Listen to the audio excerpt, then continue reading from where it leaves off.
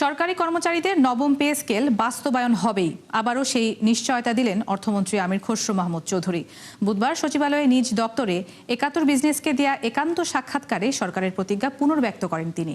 জানান, ধাপে ধাপে কার্যকর করা হবে এই উদ্যোগ, ফলে সমস্যা হবে না অর্থায়নে। এ সময় রাজস্ব আয় বাড়াতে এনবিআর এর পরিচালনা ও ব্যবস্থাপনায় বড় পরিবর্তন আনার কথাও বলেন তিনি। রুহুল আমিন জানাচ্ছেন বিস্তারিত।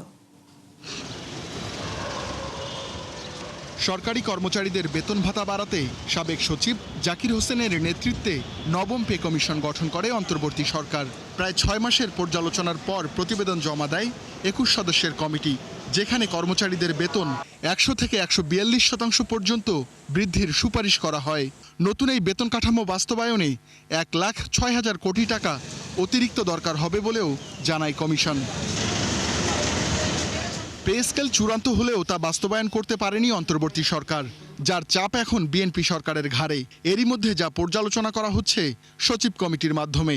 ৭১ বিজনেসকে দেয়া একান্ত সাক্ষাৎকারে অর্থমন্ত্রী জানান, পে স্কেল বাস্তবায়নের সিদ্ধান্তে অটল সরকার, তবে আর্থিক টানাপোড়েন থাকায় বাস্তবায়ন হবে ধাপে ধাপে। এটা তো সিদ্ধান্ত হয়েছে, এটা তো আমরা গ্রহণ করেছি এবং এটা বাস্তবায়নও হবে। তবে এটা ক্রমান্বয়ে আমাদের বর্তমান আর্থিক যে প্রেক্ষাপট, যে কঠিন সময় আমরা অতিক্রম করছি, এটাকে মাথায় নিয়ে এটাকে আমরা ক্রমান্বয়ে বাস্তবায়ন করা হবে। কমিশনের সুপারিশে কোনো কাটছাট হবে কিনা তার সরাসরি জবাব দেননি অর্থমন্ত্রী। তবে বুধবারও এ নিয়ে বৈঠক হয় মন্ত্রী পরিষদ সচিবের নেতৃত্বাধীন সচিব কমিটিতে। কর্মকর্তারা জানান, পর্যালোচনা শেষ করতে দরকার হবে আরও একাধিক সভা।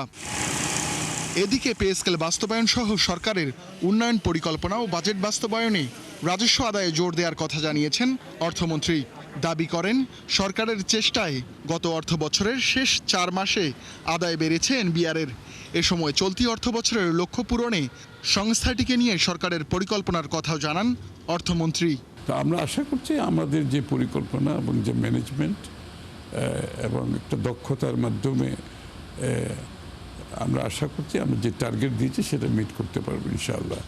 এবং এটা ট্যাক্সেশন এনবিআর একটা পরিবর্তন আসবে, বড় ধরনের পরিচালনায় আসবে, ম্যানেজমেন্টে আসবে এবং এটার সুফল আমি মনে করি আগামী দিনে আসবে।